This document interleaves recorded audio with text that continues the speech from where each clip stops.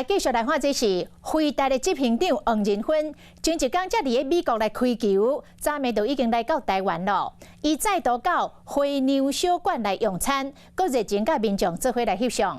也有风声讲黄仁勋6月初2要到台大体育馆发表着演讲进程，将会陆续来拜会着台积电、鸿海、广达等等大厂的供应链。穿93号球衫出来，甲球弹出去，你无看唔到，伊就是飞达的执行长黄仁勋。台湾时间26号6月，搁伫咧美国做奥克兰运动家队的开球嘉宾，想袂到过无一天，已经甲因某做伙来到台湾。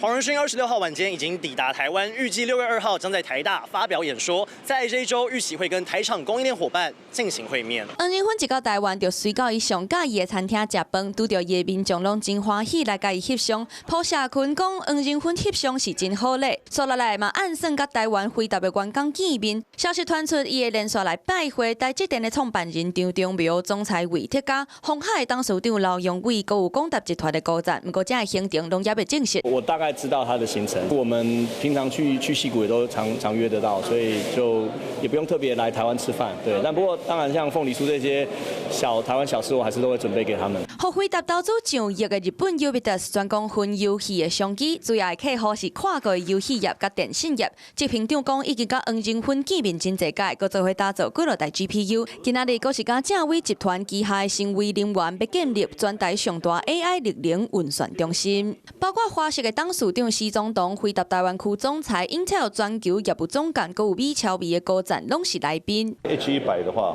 它能够在最快的速度，我想现在因为供不应求，能够最快速度到让我们今年第4季能够运转，这是感谢他们的支持。GB200它第一个就优先支持我们这个 UVA 的计划。想要互台湾成做 AI 革命的运算基地，产业界是用尽全力。对 AI 教父，搁再来台湾，就看会当搁有虾米款的热调。